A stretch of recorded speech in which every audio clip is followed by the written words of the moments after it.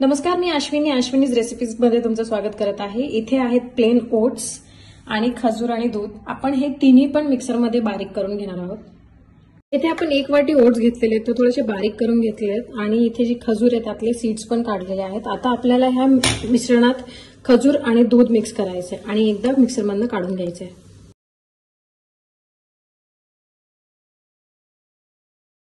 इथे कन्सिस्टन्सी थोडीशी थिक वाटत आहे, तर आपण यामध्ये थोडंसं अजून दूध ऍड करणार आहोत। आपण इथे थोडं दूध ऍड केलेलं आहे आणि परत एकदा मिक्सरला आपण हे बारीक करून घेणार आहोत। आपण आता हे मिक्सचर एका बाउलमध्ये काढून घेणार आहोत। कन्सिस्टन्सी तुम्ही इथे बघू शकता, जास्त पातळ पण नकोय आणि जास्त घट्ट पण नकोय आपल्याला। आता या मिश्रणामध्ये आपल्याला 1 चमचा दही ऍड करायचं आहे। त्यानंतर 1 चमचा बेकिंग पावडर,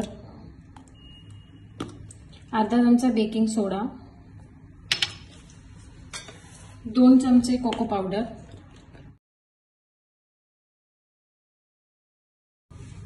आणि हे मिश्रण एकत्र करायचं आहे।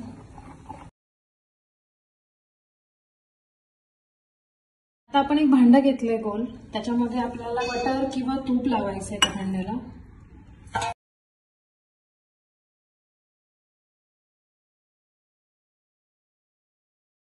आता हे जे मिश्रण आहे ते हे भांड्यामध्ये आपल्याला असं ओतून घ्यायचं आहे।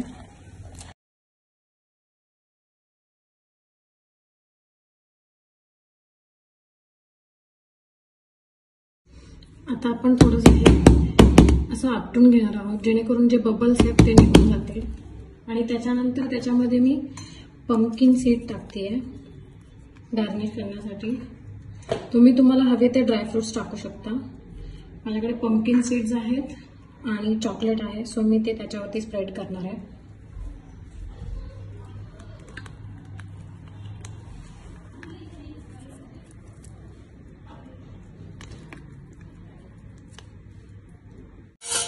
आता आपण इथे गॅस चालू केलाय, प्रीहीट करायचा आहे कुकर। त्याच्यामध्ये एक स्टँड ठेवलंय, त्यामध्ये आपण आता मीठ टाकणार आहोत।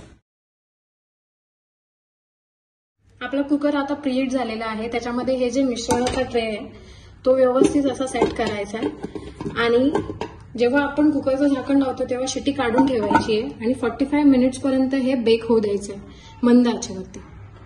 45 मिनिट झालेले आहेत। आपण एकदा चेक करूया केक बेक झालाय की नाही। तर इथे बघू शकता केक असा ड्राय झालेला आहे।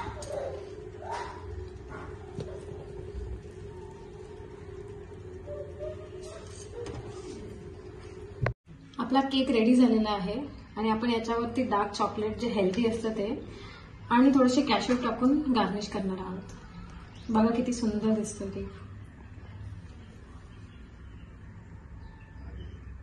इथे तुम्ही बघू शकता आपला केक रेडी झालेला आहे आणि स्पंज पण खूप सुंदर आलेला आहे। नक्की ट्राय करा आणि आम्हाला सांगा की तुमचा केक कसा झालाय कमेंट सेक्शन मध्ये। थँक्यू पण म्हणा। थँक्यू।